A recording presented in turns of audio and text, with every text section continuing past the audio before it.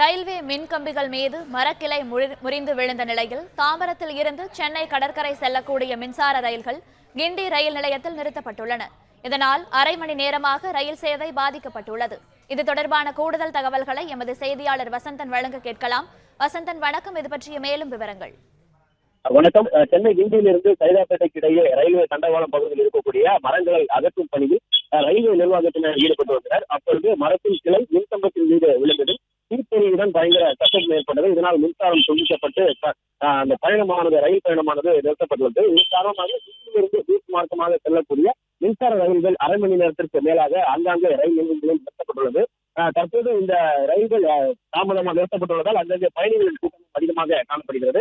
இந்த பராமரிப்பு பணியில் ஈடுபட்டிருந்த நபர்கள் அந்த மரத்தின் கிளைகளை வெட்டிய பொழுது ஒரு சில கிளைகள் அந்த ரயில் உயரழுத்த மின் கம்பியின் மீது விழுந்ததன் காரணமாக இந்த விபத்து ஏற்பட்டதாக ரயில்வே நிர்வாகத்தினர் கூறியுள்ளனர். தற்சமயம் இந்த பணியாளர்கள் அந்த மரக்கிளைகளை அகற்றிவிட்டு அந்த மின்சார கம்பிகளை சீர் செய்யும் பணியில் ஈடுபட்டு வருகின்றனர். இந்த பணிகள் முடிந்தவுடன் இந்த ரயில்கள் அங்கிருந்து மறுபடியும் புறப்பட்டு செல்லும் என கூறப்பட்டுள்ளது.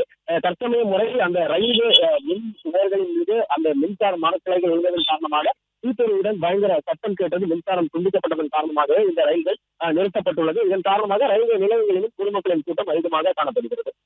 பிளே ஸ்டோர் மற்றும் ஆப் ஸ்டோரில் இருந்து பாலிமர் செயலியை QR கோடு மூலம் பதிவிறக்கம் செய்யுங்கள். செய்திகளை உடனுக்குடன் பெறுங்கள்.